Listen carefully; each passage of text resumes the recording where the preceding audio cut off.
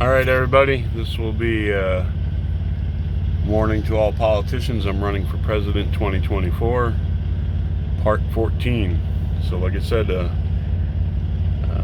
come 2024, if there's enough write-ins, or even I'm not sure when the earliest is you can announce, maybe late 2023, I'll file the correct paperwork. And in the meantime, any of you people who like what I say, think it's a good idea, hit the thumbs up button. I don't care if you subscribe or not, but if you like it, hit the thumbs up, because if we were to get substantial amounts of thumbs up, maybe make the politicians take notice. And here's the point of this all. Do I think it's actually possible? Anything's possible, I guess, but the whole thing of it is, the point I want to drive home is, be somebody running for office, and if who got in there wouldn't be beholden to anybody except for the country. No lobbyists, no fundraisers, no nothing.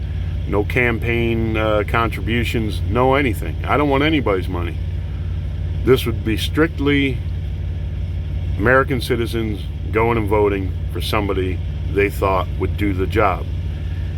And I know there's a lot of people out there going, they'll stonewall you, whatever. And well, here's the thing with that. If myself or somebody else, man or woman, could get enough votes by just doing a YouTube campaign saying, this is how I feel, this is what I believe, this is what I'll do, and get enough votes that way, without all the lobbyists and special interests and all those types of things, all those politicians would be on notice, wouldn't they?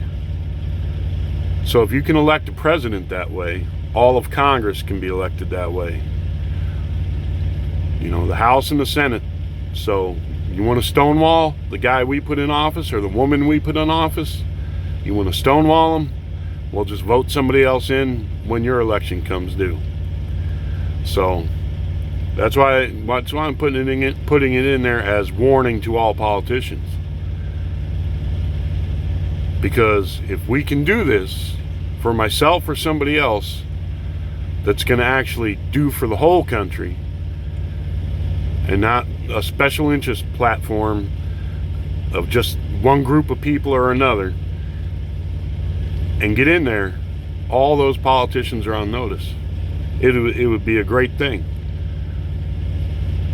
They would all be on notice. We're tired of the games. We're tired of the charade of the whole election process and all the special interests and all the, big money and stuff like that. So I wanted to explain that again. Then, talk a lot about racism and stuff, because that's a primary focus in this country right here. And if we all decide we want to move forward and make things better, we can come up with policies and tactics and equipment and stuff to make policing better. We can have more community involvement with the mayor, because like I said, where was the mayor's office and the city councils and stuff in these cities all these times? What were they doing proactively to lessen crime and not just leave it in the hands of the police? What were they doing? Was there drug and alcohol resistance programs going? Were there, were they getting high profile celebrities or Hollywood people? They all speak out. When was the last time you went to one of these neighborhoods? When was the last time you did more than just give a speech on a podium? When is the last time you actually physically did something that made a difference? See, if all the data and everything supports Mayor Giuliani and stop and frisk and everything, then he can actually say himself and the police officers that participated in that actually did something to save black lives. And another thing I want to talk about that too, about civil rights and the Constitution, and we can amend it, and then there's times If it's proper for temporary, we can bypass some of the stuff in it to get things done, like stop and frisk and things like that. And I'll explain that to you here right now. Constitution is written by men, number one, to begin with. But if you want to look at it the religious route, if you're a Christian or a Muslim, you know that Jesus, peace be upon him, some of the things he did violated Jewish law. Now, some of those things he did to show that that law was now being abrogated by God, and in other things he was showing that there are exceptions to that law. And I'm not going to go through the list of the things, that he said, but you can read, you got the gospel, you can read it. Where they tried to get him on something, and he said, don't you know this, or don't you know? So, if God's laws, if he makes exceptions in those laws, or he finds that there is a time when those laws are outdated for humanity, and he sends a prophet and he abrogates them, and if you're Muslim, you know what abrogation means. It's in the Quran. If he can do that with his law, then the laws that men write can be abrogated and changed as needed be for the betterment of humanity. So I wanted to point that out before all people, the Constitution. I understand it. I've explained that, to people before. We are a constitutional republic. That will always be our foundation, and we're not just a strict majority rules democracy. Our founding fathers knew other than in voting, a majority rule is not always a good thing. That's why you have the checks and balances and the three branches of government. So when there's a time we need to amend the Constitution or bypass it for a temporary part or something like that, you have the other two branches to look at it and say, yes, you can, or no, you can't. It's not that you can just come in and get rid of the Constitution or the procedures and rules that govern changes, whether they're temporary or permanent, in the Constitution. So like I said, I believe in voter identification, so I was thinking about that too. That could be like a debit card too. All it's got on it is a code, maybe digitally encrypted your thumbprint in there. And all you people say, people can't afford this, and they, it's only to stop people from voting. How? Tell me how. Instead of you running around from TV station to TV station saying it's unfair, go take these people to get their voter registration or ID cards. And it'll be something that the government will pay for. You'll either go to your DMV or to the post office. You go in, you show your proof of citizenship, your birth certificate or your naturalization card, whatever it is. Put your thumbprint down. They'll make you up a card. It'll have its chip. It'll have its identification number. And when it's time to vote, you go to the voting booth. You put in your card. It reads the number. And, that way you can't vote multiple times, and nobody can take your card and vote multiple times. No one will know who you vote for. It's only to show that you can cast that vote. That's it. And the reason the thumbprint's digitally encrypted in there is if it gets stolen or something like that, there's a way to prove who it belongs to. So, and that way too, people can't go and get multiple cards. You have to put your thumbprint down. And if you go to try and get a second card, your thumbprint's going to come up. They're going to say, you already got a card. You're not getting another one. Not unless it's lost or stolen or something. Then you cancel that one and then you get a new one. We're living in a day and age where we have to think about these things, because there are people who want to destroy our society. There are foreign governments who would like to disrupt anything they can within our society. And I think we need to take the steps to safeguard that. So with that being said, also with gun rights and stuff, yes, you got the right to keep and bear arms. That doesn't mean I want you to have a bazooka. I got no problem with somebody owning an assault style rifle. No problem. They're hunters, mostly hunters, stuff, but I also have no problem having to prove you're a citizen, and I would have no problem with a chip being put in every gun manufactured or sold here in the United States somehow, some way. I don't know how you would power it, how long it would last, how you could put it in there. It's just a serial number. Just like on cars, and I said cell phones. It's just a serial number. It's an electronic serial number. Nothing to attach it to your name or anything like that. It will just, these scanners that will be put up, that's all it's going to look at is a number. They're not going to look at who that number belongs to unless there was a crime there. So, some things like that. If you got better ideas, any other little things that would make it easier for police to do their jobs, I'm willing to listen. Or any other thing. Like, I live in Arizona, very few gun laws. If I own a firearm or whatever and I want to sell it to my friend Bob, I don't even think you're required to get a bill of sale to show. I'm not sure. I would, to safeguard yourself. But I would have no problem with, if you're going to sell a gun, private sale, that you have to have something showing that their citizenship was checked, and some record of the transaction, that you just can't have people selling guns all over the place willy-nilly and say, well, it was just a private sale. Maybe you got to do that at motor vehicle too, or something, or the maybe even the police station, or at least have something notarized. You sold such and such a gun, such and such a serial number to Joe Blow. I don't think that's unreasonable, but a lot of people would. I don't think there should be anything where they can mass collect and take firearms away from you. But I do believe in this day and age, we have to have certain things where we say, you know what, if this will save some lives, if it's not unreasonable, we should agree to it. Just like people should agree to voter IDs.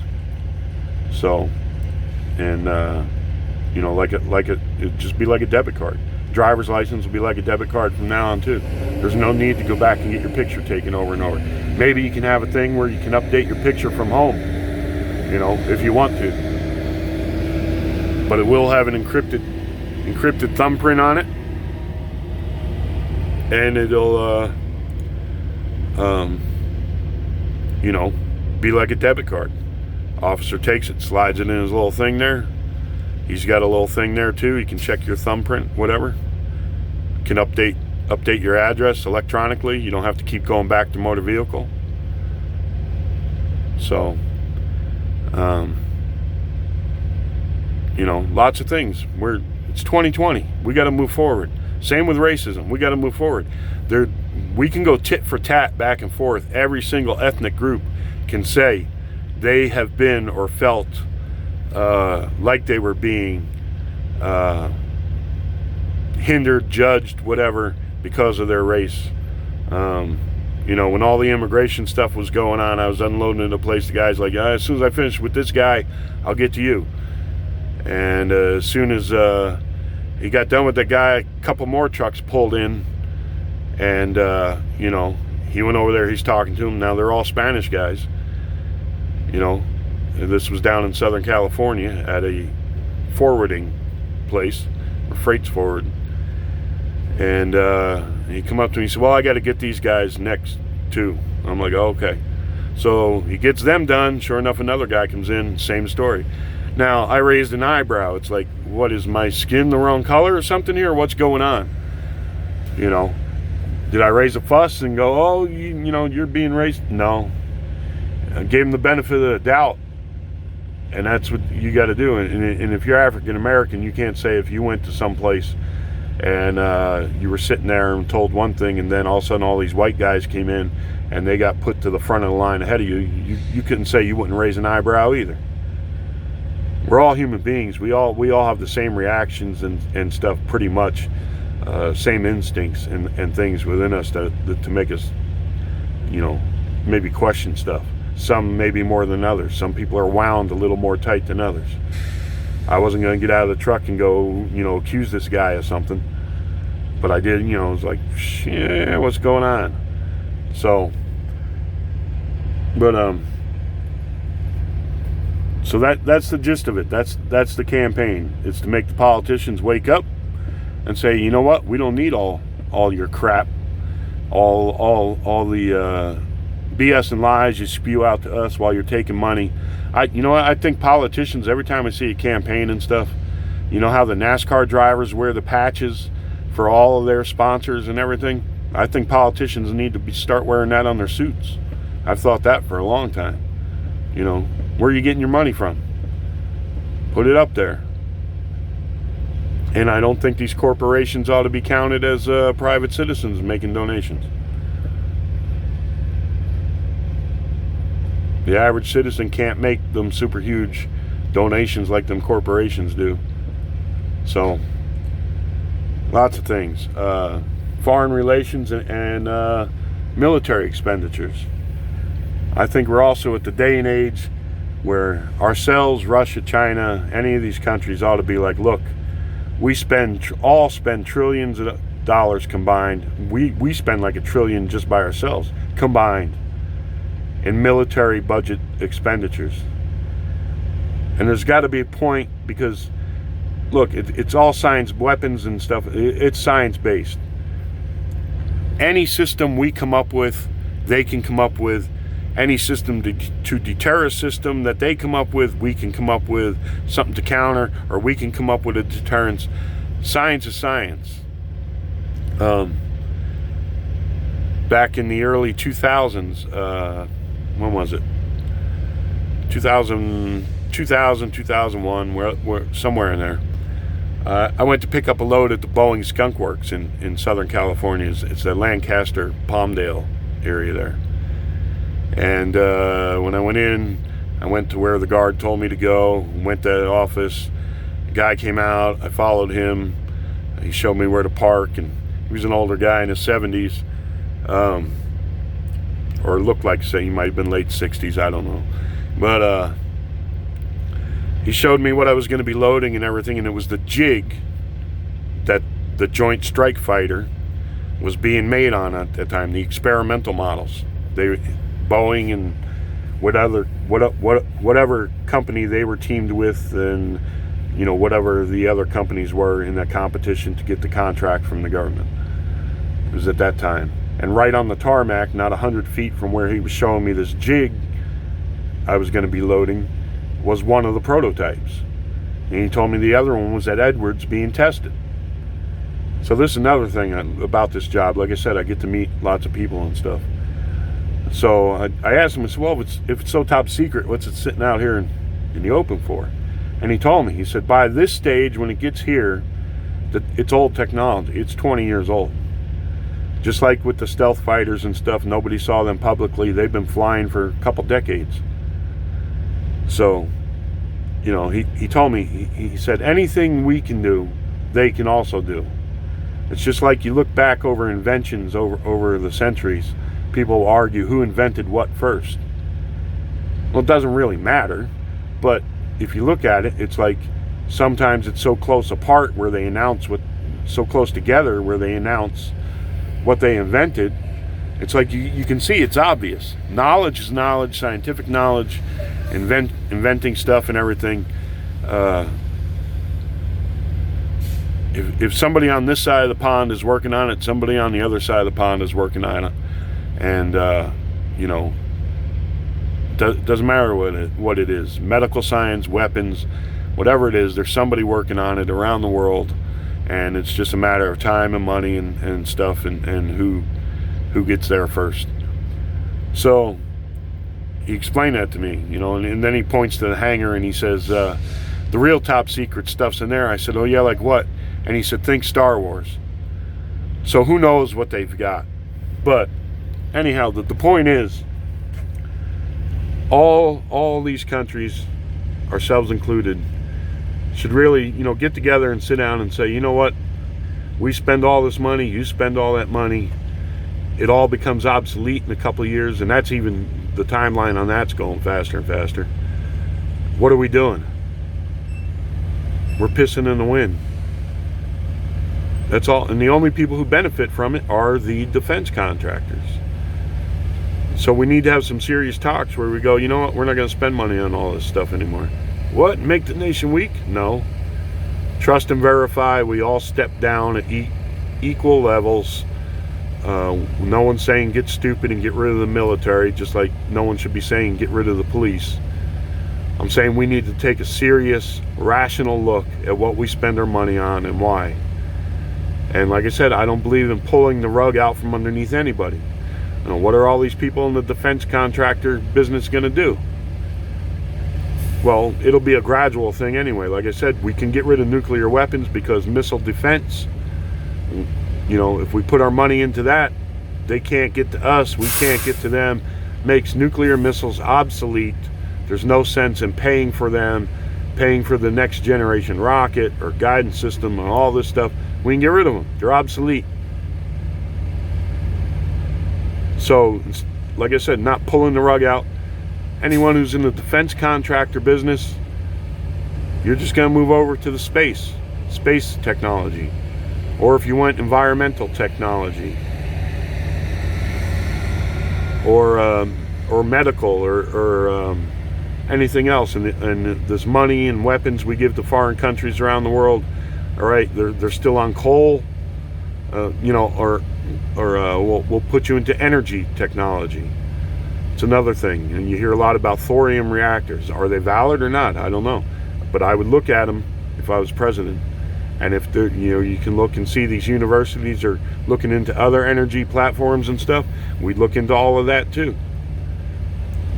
So we would move these people, these engineers and these scientists into different fields: space, aerospace, energy, environmental, medical, anything science-based, engineering-based. You'd be moved over into those fields. You wouldn't have the rug pulled out from underneath you. Maybe you just expand the corporations you have right now. You start getting into those fields now. So when it comes time, you know, the world gets tired of building these massive arsenals, you're already set for it. So like these countries we give all these weapons and money to and stuff, we say, you know what? Coal's dirty in this net. We're going to send our people over at our cost, instead of giving you the weapons and all these millions in aid or billions in aid, and we're going to modernize your coal plants, because the whole world's not getting off of coal at once. We got to face that fact. So what can we do to make it better? Can we modernize the coal plants? Can we filter the smoke better? Because you look around the world, there's plenty of filter technology. You know, can we put some money into there? Whether it's through tax breaks and stuff, and that's like AOC wants to tear down every house and rebuild. Are you kidding? Do you know how much pollutants you'd put into the air doing that? But we can do little things. We can say, all right, every new home needs to have double or triple pane glass, whatever. We'll ask the guys from this old house and people who know about building houses. They deal with it. Instant hot water, is that better than water heaters? If so, we'll put it in the building code. We'll increase the R levels. Would it be beneficial and cost effective to put solar on every house, new house, or just ones, and we'll look at the climate, and well, it's only beneficial here, we'll do that. Oh, you're going to raise the price of houses and this and that and everything. Well, you don't mind when the market goes up in the price of houses and stuff and everything, and from people flipping them and phony property values and this and that, so you know everyone can make money. This, you're at least going to get something. You're going to get a better built house, a more energy efficient house. Same with water. You know, dual flush toilets in all the houses. So, you know, and we'll spend money to go out. You know, they say they got this big floating mass of garbage in the oceans and stuff. We'll get some technology going. We'll spend some money. We'll go get rid of that sucker. Space. You want to go to Mars? We got all these people, all really smart people in the defense technology things and stuff like this. We'll start building the vehicle, because it's going to have to be a larger vehicle that went to Mars. You know that. It's going to have to be redundant. You'll actually need 2 vehicles mated together. Something goes wrong with the other one, you know, you're going to have to bring that crew back. I'm not all about leaving people to be heroes out in the middle of nowhere in space. You know, and maybe we'll send 2 ships that will both be, you know, redundant like that. So it'll actually be 4 ships. Made, you know, two mated to each other and another 2 mated to each other.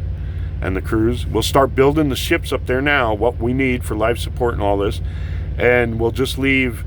It'll be like modular, so we'll just leave. We don't know what kind of propulsion system we'll have by the time we build these ships, so we'll just leave it to where a propulsion system can be mounted to the external part of the vehicle.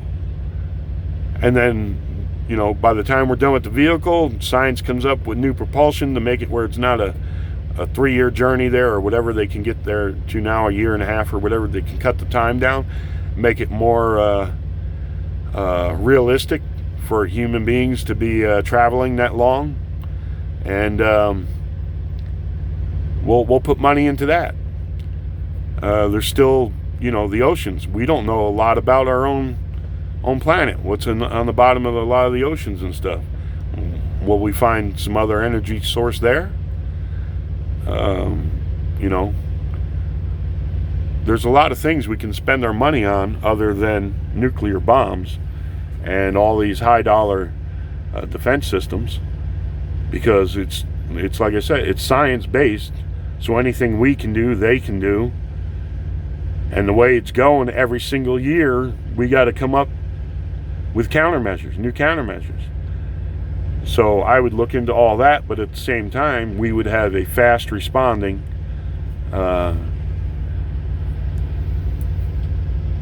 strategy instead of, you know, having, you know, like I said, in Europe, do we really need so much equipment and everything in there in Europe? Is Russia really that much of a threat that Europe can't defend?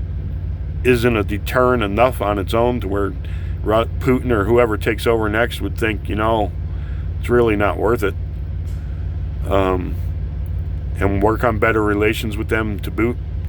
Sit down with them and say, look, we're all gonna, you know, trust but verify, and we're gonna agree not to attack each other. There's better things we can do for the, you know, betterment of humanity and the peace of the earth going into the future. It's a new age. We have to look at it that way. It's 2020.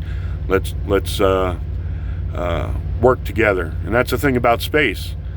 You know, all these countries could cut their military budgets, and we've already proven we can work together in space. Let's do that. So, you know, do we need all these tanks and everything that we pre-station over there in Europe and stuff? You know, forward deploy, I guess is the word. Don't they, the French and the British and everybody, Germany, don't they have enough top-notch tanks and stuff to handle the problem? I think they do, by looking at what I looked at the sizes of military forces around the world. So, you know, but we would have a very fast, powerful Navy, Marines, and Air Force. We would have that, and they would pack a hell of a punch. I'm the type of person that's like, don't mess with us. If you do, we're going to hit back, and we're going to hit back hard. And it's going to be very quick. I'm not into long, protracted types of things. I'm not into piecemeal, you know, type stuff. I'm not into let's debate about it for a long time. Somebody does something, we're going to have the fastest response of any military in the world. Speed, stealth, hard counter punch. You punch us, the counter punch that's coming back to you is going to be unreal. I don't believe in being aggressive and trying to force our way of life or anything on other countries and stuff, but I also don't believe in allowing allies to be bullied or whatever, or dictators to be slaughtering their own people and things like that, or slaughtering their neighbors, even if they're not our allies. ELD engine sync malfunction has occurred. You must review your logs to ensure they are accurately recorded. So you see some of my technology isn't working right here in the truck here. So, but so anyone says, oh, he would make us weak militarily, he's talking about reducing stuff, and no, not even. But I wouldn't be bought by the military industrial complex and all the lobbyists, and I'd make sure the top military brass around me, when they picked equipment for our guys, they picked what worked and was smart and stuff, and not just because they wanted a job at that defense contractor when they got out. So wanted to make those things clear as part of my campaign. And like I said, if you like them, then plan on writing me in and then voting for me. And in the meantime, do a thumbs up. I don't care if you subscribe. I'm not looking to get monetized. I'm not looking for contributions or anything like that. I don't want any money from anybody. I work for a living. And if you feel like giving for a cause, whatever your favorite charity is, go give them some extra money, something like that. All right, wish you all the best out there. God bless. We'll talk to you next time. Adios.